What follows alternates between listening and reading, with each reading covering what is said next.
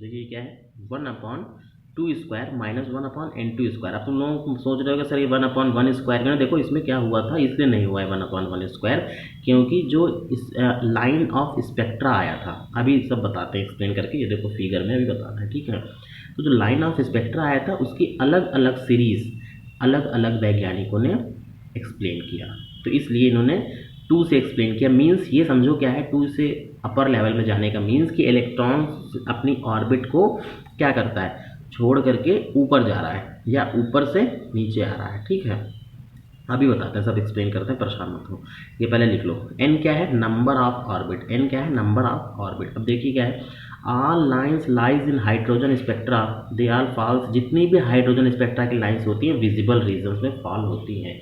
और हमने पढ़ा है विजिबल रीजन्स की जो वेवलेंथ होती है नियर अबाउट 490 नैनोमीटर क्या हुआ अबाउट होती है, मैंने बताया था इलेक्ट्रोमैग्नेटिक स्पेक्ट्रम में, ठीक है। एंड देयर सीरीज, और इनकी सीरीज क्या कहलाई, बामर सीरीज, क्या कहलाई, बामर सीरीज। अब देखो हाइड्रोजन स्पेक्ट्रम की पूरी सीरीज पढ़ो क्या है। There are several visible line, बहुत सारी विजिबल लाइन्स थी, are seen by hydrogen spectrum, hydrogen spectrum में बहुत सारी लाइन्स देखी गई। वो कौन सी थी, पहली थी लाइमन सीरीज, ये भी एक साइंटिस्ट थे, इन्होंने इस सीरीज को एक्सप्लेन किया। इन्होंने बताया, इन्होंने क्या लिया, n1 = 1, ये किस रीजन में फॉल कर रही थी, यूवी रीजन में।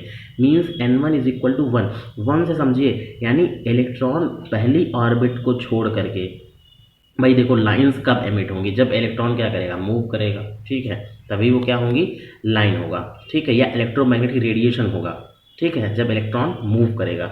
तो इन्होंने कहा कि जब ऑर्बिट 1 से अपर लेवल में जा रहा है, 1 से देखो 2 में, फिर n2 रखोगे आप क्या, 2 3 4 2 3 4, तो यहाँ पे पुट करोगे, n1 क्या रखोगे, कहाँ से स्टार्ट करोगे, 1 से, और n2 कहाँ से रहेगा, 2 3 4, याद रखना हमेशा अपर लेवल रहेगी, हमेशा अपर लेवल, अगर ये 1 है तो 2 3 4, देखो अगर ये 2 है तो 3 4 5।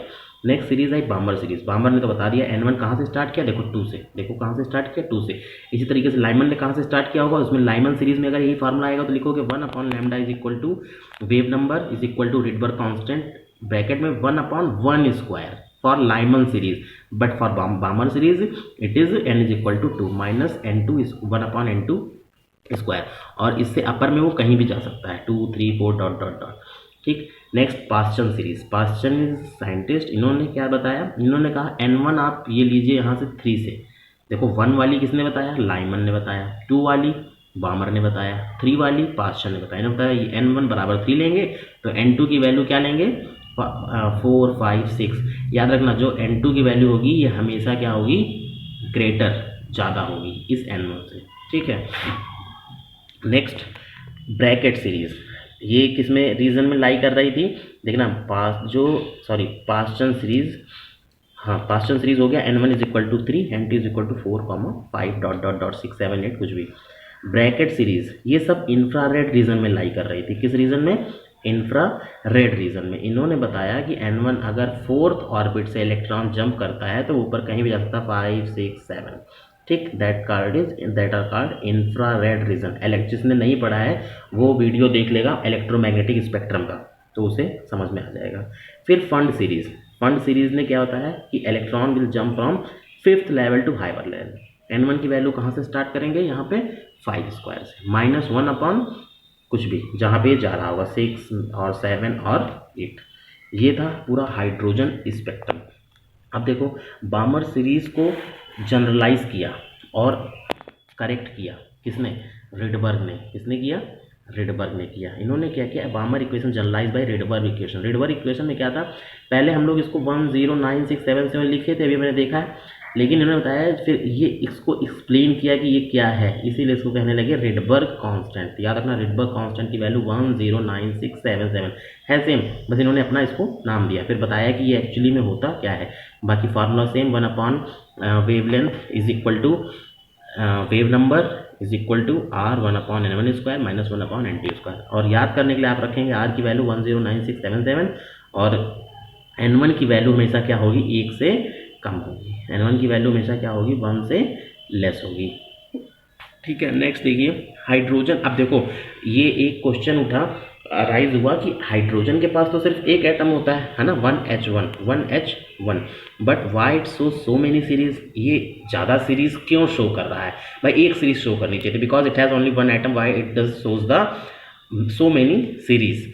तो इसके पीछे ये रीज़न है, फिगर देखिए, जैसे मैंने बताया कि एक इलेक्ट्रॉन यहाँ पर है, तो देखो ये कहाँ पे जंप कर सकता है, 4 से 3 में आ सकता है कि नहीं आ सकता, देखो क्यों इतनी सीरीज आई, और 4 से डायरेक्ट 2 पे भी आ सकता है, ठीक।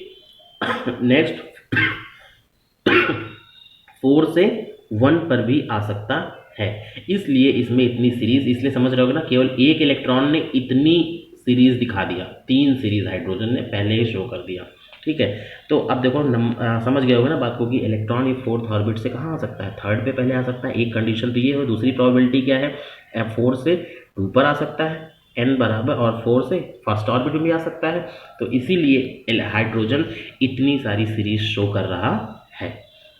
फिर नंबर ऑफ लाइंस कैसे फाइंड आउट करोगे कि स्पेक्ट्रम में कितनी नंबर ऑफ लाइंस बनी है, तो इसका फार्मूला है n2 माइनस n1, याद करना बहुत important formula, n2 minus n1 into n2 minus n1 plus 1, यहाँ पे बस प्लस कर दोगे, n2 minus n1 into n2 minus n1 plus 1/2 plus 1/2।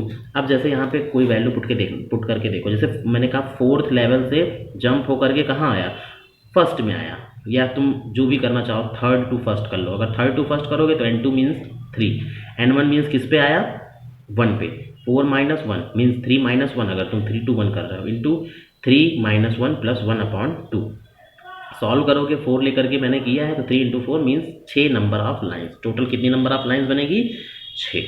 यही आपका रेडबर्ग इक्वेशन है, और इसीलिए हाइड्रोजन इतनी सीरीज शो कर रहा है।